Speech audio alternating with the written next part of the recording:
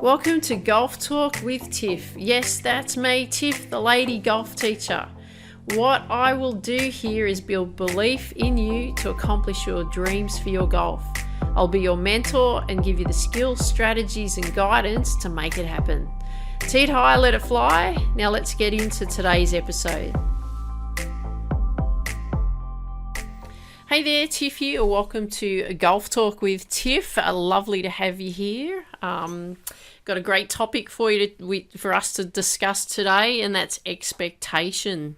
That's a really interesting topic too, isn't it? Expectation, because I believe that is one of the major areas that will actually really hold you back from playing golf the way that you want to, is having this expectation. Also, I think impatience plays another big role in an area that will hold you back. I find that they tend to work hand in hand. But the thing with expectation is that you expect to play well and you get impatient because you're not playing well, and yet you expect that you should. And I want to really look at that, and that is, well, why do you expect to play golf well, or why should you play golf well? Because I see a lot of people have this expectation that they should always be playing consistently, that they should always be playing well. And so I'm wondering, is that something that you have inside you too, is that you expect that you should be playing well, or that you expect that you should just play well golf and you have that high expectation that should happen every time that you get out on the course? And I want you to ponder on those two questions: is why do you expect to play golf well, and why should you be playing golf well? Because while you're pondering, I'm going to share with you why and what I believe you have that expectation, that you feel compelled that you should be playing well. And if you feel also compelled that you would like to leave a comment below about your expectations after you've finished listening to this episode, that'd be great too, because I'd love to hear it, what your expectations are. So this is what I believe, that you have expectations with your golf. Number one, you've played sport before, other sports, whether it be tennis or something else. Even when you were growing up, you were a kid growing up, you played sport, so you believe that you should be able to get it by now. Number two, you're an adult, and because you're an adult, well, you feel that you should be able to get it by now. You know, these things might be crossing your mind as, I should have learnt this when I was younger, or I should have learnt this when I was a kid, or, you know, kids learn so much easier than adults, that kind of attitude. Number three, you've been playing for a year or maybe 3 years by now, and surely you should be able to get it by now. And why aren't you improving? You ask the question is, why am I not improving? Why am I not getting better? And number four, you've been playing golf for, say, 5, 10, 15, 20 years or more. Surely you should be so much better than what you are. So those are some areas that I believe that and also that I see, and discussions that I have with golfers that come up. And they're probably the top four that I hear. Now, there may be some other ones for you. There may be some ones that you can share also with me by leaving a comment below, because I'd love to hear what your thoughts are around that, or what your expectations are around that. I'd love it if you could share with me with that. But these ones are the ones that I hear most commonly. So what we're going to do is we're actually going to be looking at those areas, and I'm going to break it down. Doing what I do best is I love to break things down and analyze and have a look at what's not working and what's holding you back, and also to stop yourself giving yourself such a hard time about the game of golf and the expectations that you have on yourself. I mean, I've seen people in tears over their golf because they've been so worked up about their golf, and I get that, because I've had that experience myself when I was learning to play, because, you know, I should be better than I am by now. I've put all this hard work in, and it's not happening quick enough, all of that kind of thing, and I can relate to that. But there's reasons that it's not happening now, and there's reasons that you're not as good as you want to be yet, and we're going to look at that. So this is what we're going to do next. We're going to have a look at each point that I've just discussed about those 4 areas, and then we're going to expand on it, and then we're going to see if we can come up with some strategies for you to look at it in a different way and take away those high expectations. So the first one I talked about was you've played sport before, other sports, whether it be tennis or something else, that you've done before, and that you played either when you're growing up or when you're a bit younger, and you should be able to get it by now. So I get that. I've played other sports too. My background, I pursued a professional tennis career, playing tennis career when I was in my late teens and early 20s, and I still teach tennis to this day. I still play tennis. Plus, it's the same. I feel the same as I felt the same when I was learning to play golf as well. I should be able to get it because I'm an athlete, and I've been given a gift to play sport. That's the thing that I can pick up reasonably easily, and just get on with it. And people say you're such a natural. Well, we're all given a gift, whatever that gift is.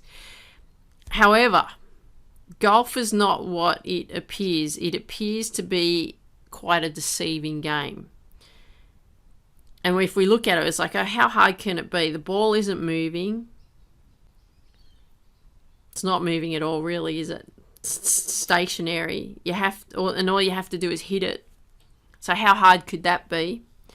Well, it's more challenging than one thinks when one begins the game, isn't it?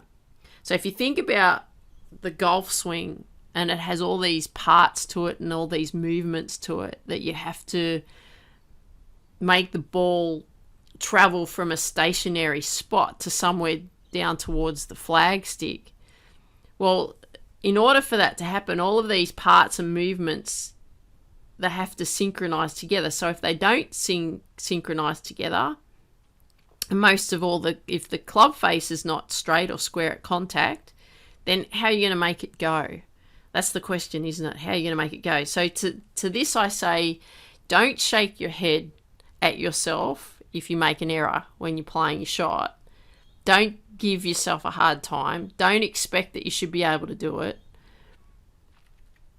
And the reason for that is because you haven't learned how to do it effectively yet. That's all.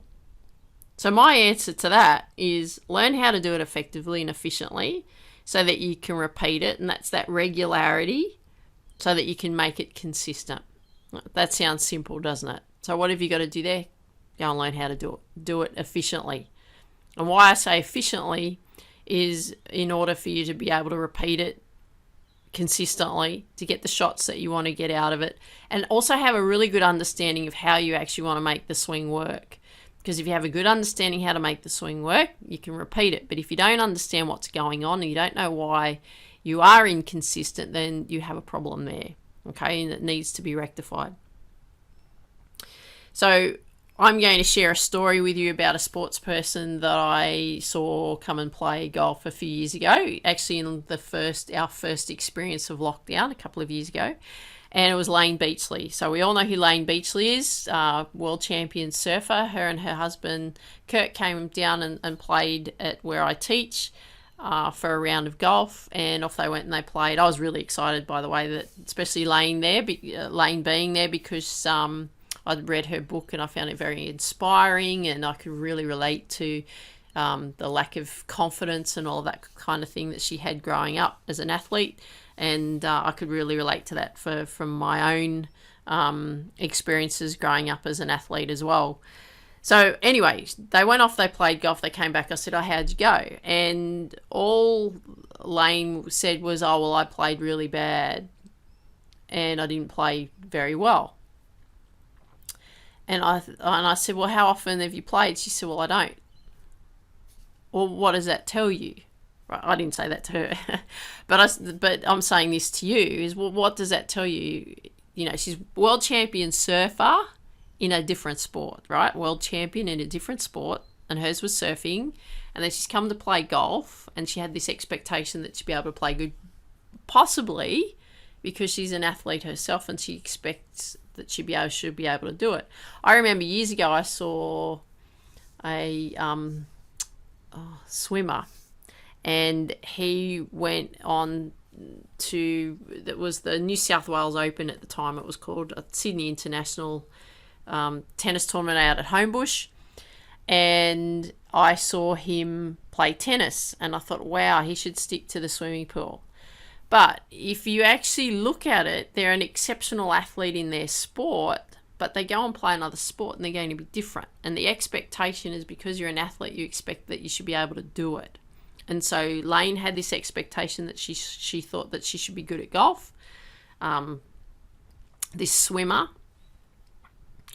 thought that he should be able to be good at what he does from swimming point of view. And like, you know, this swimmer, he set world records, should be able to do that too, like be able to just play tennis, right? Now, the reason that they are not performing at the level that they expect that they should is because they haven't learnt the sport. So that's what I'm saying to you, is you haven't learnt the sport well enough yet to be able to create that consistency. So don't give yourself a hard time. Don't have these expectations that are so put so much pressure on you. It's okay. It's okay that you know, at times you're inconsistent. That's okay. All it's telling you is that you just haven't got those skills in place yet. Right? So you just got to listen to what's going on. Right? See what's going on. If you're inconsistent, there's a reason. You haven't learned how to do it effectively yet. Okay. So the second point that I was talking about was that you're an adult, and because you're an adult, you feel that you should be able to get it by now. Now, I find this quite an interesting comment, in the sense that people who play golf as adults expect that they should be able to do it. And for the simple reason is because they're an adult. Hey, you know, I've got all these skills and experience in life, I should be able to just do it. Well, just because you're an adult doesn't mean that you just can play the game of golf. Even after, you know, learning to play golf in a 6-week or an 8-week or a 12-week program, that just gives you an introduction to the game. That just shows you whether you want to actually pursue it or not. It doesn't say, okay, we learn to play golf in 6 weeks. Well, let's just learn to see what golf's all about in 6 weeks. Doesn't mean it's going to teach you to do everything in a 6-week program. And if you yourself have been a seasoned golfer and you've played for a period of time, you know that it's going to take a lot longer than 6 weeks, 8 weeks, or even 12 weeks. So there's another comment that comes out is kids just learn so much easier. You know, they can just do it so much easier and all of that kind of thing. And I can guarantee you that kids don't learn it any quicker than an adult. Kids don't pick things up quicker than an adult. They are just more receptive because they go into learning mode, because they go into the sport with no expectation, because kids understand that they haven't played it before, so they know that they have to learn it. They go into it with a beginner's mind, so they don't expect that they should be good at the game of golf. And I have taught many kids over the years, both in golf and tennis, and I haven't seen that kids learn any quicker than adults. What I do see is whether you're a kid or an adult, if you apply yourself and you're dedicated and you put the effort in to improve, that you will be able to do that. And that's no, you know, it's no problem whether you're a kid or an adult. So don't think because you're an adult, or don't think because you're 65 years of age or 70 years of age or whatever age that you are, that you can't learn and be good. You can, right? It's only in what's in your head that will hold you back if you don't think that you can learn it. So go and learn it. And I'll give you 2 examples. One example is like when I was learning to play golf, I went in initially with the expectation that I should be good because of coming from the background in sport that I have, and also being, you know, an international tennis player. Of course I should be good, right? Discovered that, oh, okay, this is not so easy. This is quite a challenging game. Great, bring it on. Let's learn how to do it. Then I thought, right, I'm going to set a goal. I want to get to scratch in 2 years. And, yes, I was able to get to scratch, not in 2 years, but in 3. It took me 3 years to get there. But the reason that happened is not because of my sporting ability, because that's what people will say, oh yeah, well, you're good at sport. I put the work in. So every waking moment that I had, I was there practicing. I had a golf lesson every single week for 3 years. I practiced my heart out. I worked my tennis coaching because I was still tennis coaching, and I was working in real estate at the time with my parents as well. I worked everything around my golf practice. So I just practiced my heart out. I was on the course playing comp all the time. I was out at the driving range practicing all the time. I was practicing my chipping, my putting, my bunker shots, pitching, everything that you could possibly think of, I was doing it. That's why I was able to do what I was able to do in that space of time. There's another kid that I know here where I do some tennis lessons, and he's about 15 years of age, and he's a really good tennis player. And the younger kids and adults say, oh yeah, well, he's really good. Of course he's good, because he is down at the tennis courts every single morning at 6 o'clock in the morning, and he is training his heart out, drilling away, practicing away in a squad, beating the older boys, like 18, 19, 20-year-olds. Yes, he's beating them because he's there, he's putting the work in. So I hope for his sake and all the work that comes about from what he's doing, that he's able to fulfill his dream, because that would be awesome to see, because I can see all the hard work that gets put into that. So like I said, just because you're an adult doesn't mean that you can't do it. It's because you put the work in to be able to accomplish what you want to accomplish. Okay, so don't let your age hold you back, because age is just a number, and everything that will hold you back will always be what's going on in your mind, not what's going on physically, because the physical stuff is a reflection of what's going on mentally. Okay, number 3. So the third point that I spoke about was that you've been playing golf for a year or maybe 3, and that you should be able to get it by now, even if you've done like a little short course. Well, your first year of golf, your first 12 months is really a time where you have to have your learner's hat on, and you just have to learn and learn and learn and practice as much as you can. And then you want to look at the next 2 to 3 years after your first year is doing exactly the same thing. Keep that learner's hat on and just keep learning, keep practicing and practicing. And realistically, I believe it takes about 3 years just to feel comfortable with the game of golf. Just to feel like you've slotted in and you're feeling quite comfortable with it. And you're probably saying, oh, Tiff, 3 years, really? Can't it happen quicker than that? Well, I'm saying that because it took me that long just to feel comfortable. And I'm not talking about being consistent. I'm saying just about being comfortable with the game of golf, okay? Just comfortable with being out there, comfortable with your swing, comfortable with the shots that you play. Takes about 3 years.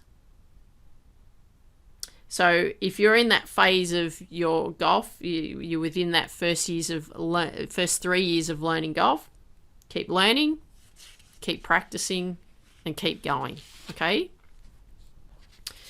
So the fourth point that I spoke about was that you've been playing golf for 5, 10, 15, 20 plus years, and that you're a seasoned player, you've been playing for a period of time, and you're not playing the way that you want. So my question to you is, well, why not? Why aren't you playing the way that you want? And what I can say here is, if you are not playing the way you want, then you need to understand your game better. And you need to have a look at each area of your game to understand why and what it is that's actually holding you back. Now, there could be just one area. For example, it could be your putting, or it could be your driver, or it could be your...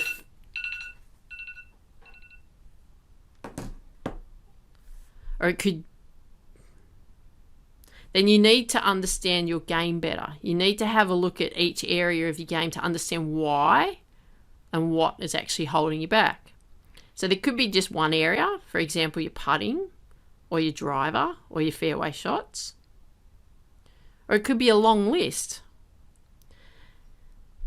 So that's what we've got to figure out. Now, the best way for you actually to figure that one out is if you listen to a podcast I recorded previously. It's called How to Play Better Golf. If you actually work through that, I actually show you what to identify, what parts of your game's holding you back, what parts of your game's working really well, and so that you can actually play better golf. Okay, so that, especially if you're in that fourth area of that you've been playing for a period of time of 5+ years, I want you to go through that episode and get your notebook ready, because you'll need to take some notes and then go out and work on your game. So what I'm going to say to you to round up this episode is no more expectations. Expectations be gone. And I want you to start analysing your game. And of course, there'll be some mental stuff as well in it. But hugely for now, and most importantly for now, I want you to focus on these areas that I've discussed. Go back into that How to Play Better Golf in that episode that I recorded, podcast episode from a few weeks ago. Go back through that. No more expectations, and expectations be gone. So I hope you enjoyed today's episode. Love it if you could share with me what you like best about what you heard today. And if you've got friends that you know that would benefit from these episodes, please share them with your friends so we can build the Lady Golf Teacher and Reach Your Potential community as big as we possibly can. And now what I want you to do is dream big, believe in you, go after your dreams. And after you've done that, tee it high, let it fly. And I look forward to seeing you real soon. Take care. Bye for now. Before you go, do you want to build confidence, belief, strength, and courage in you to go after your big dreams in your life and in your sport? If you do, go to www.tiffany-mika.com and get a copy of my book, Focus, How to Reach Your Potential in Sport, Business and Life. I look forward to seeing you there. Dream big, believe in you, go after your dreams.